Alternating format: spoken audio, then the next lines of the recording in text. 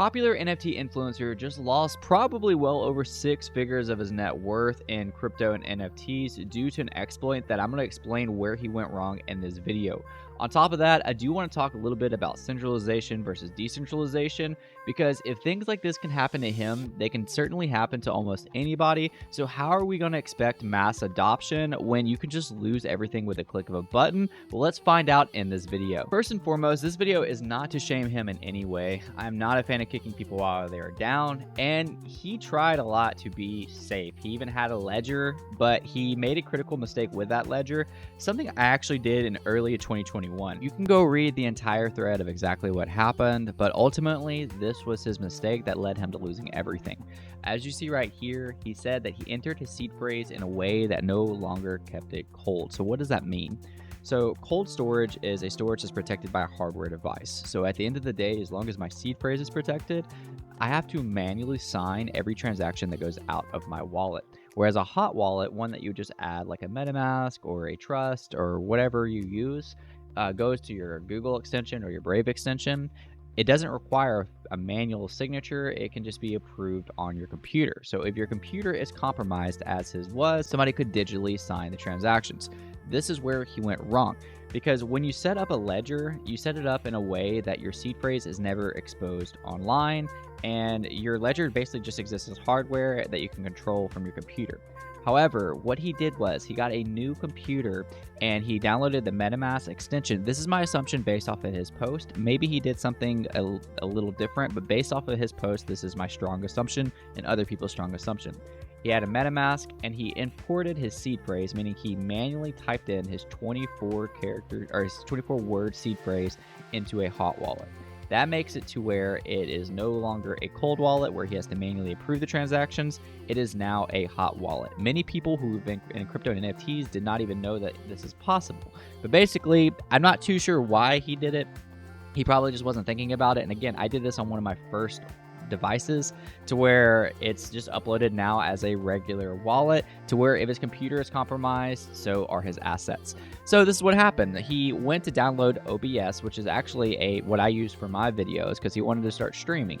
And he downloaded a Redline malware. This unfortunately gained the hackers access to his Twitter, Substack, Gmail, Discord, and all wallets that he had on this. He was a Mutant Ape holder, again, a very influential person. And as he broke down in this, and I can imagine the biggest exploit of all of this is that they tried to exploit his following. He has 16,000 people subscribed to his newsletter last time I checked, and there was an email sent out to these people trying to scam them, trying to act like him. Thankfully, he caught it very quickly and was able to solve the situation. Again, I am covering that for exposure. I'm not covering that to kick somebody while they're down. Now let's move on. How are we going to get to the security point to where this doesn't happen to the average person or even somebody who is above average as far as technical skills go? How are we going to get there? There's so many different ways, and we've already made leaps in the right direction. MetaMask already added this pretty cool feature that when you go to sell an asset, it says, are you sure you want to sell this? This will grant approval to all, and then it'll say the collection. It'll say Bored Apes. And then you can double check and verify with that collection to make sure you're not granting permission to all of those assets when somebody sends you something fake. But even that's a little bit more technical. I do think we're making steps towards things that are going to make it easier on people to do. That way they don't lose everything with a click of a button or downloading a bad software or whatever. I think another thing that's going to come into play, because people like to just take this and run with it like decentralization sucks, we prefer centralization, it's safer. In a sense it is, but that kind of defeats the point of a lot of Web3, a lot of DeFi. I really like the way some platforms do that. I'm not going to say, no, I also got to say, like Recur does it pretty good, Hero does it pretty good. Those are two off the top of my head, and this is what I mean, and Quid. You can buy assets on their centralized servers or centralized platform, and the marketplace is on those platforms where you can buy, sell under the security of a centralized marketplace. But at any given point, if you wanted to, you can take approved assets off of those marketplaces, off those platforms, and put them into your wallet, put them onto your ledger or wherever you want, and use them however you want. To me, that solves all the issues, all the controversy, because whoever wants centralization can keep centralization. Whoever wants decentralization and wants to take on those risks can take on the risk of decentralization.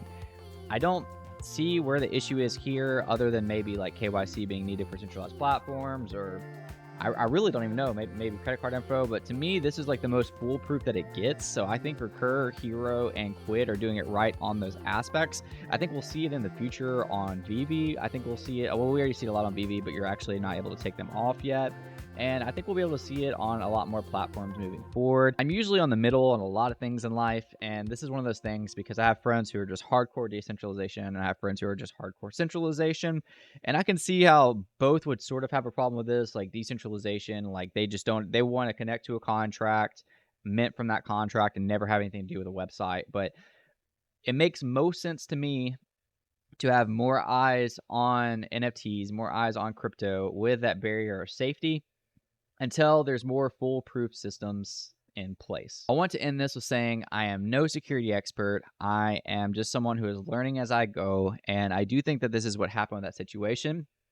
I don't know all the solutions. If you have a better solution, or you just have opinions on centralization versus decentralization, or how to protect your assets, or what kind of protocols you think are going to work, leave it down below in the comments. This video is a little bit more technical than my normal videos. So also let me know, leave a like, subscribe if you like this technical form of content, and I'll see you guys next time. Peace out.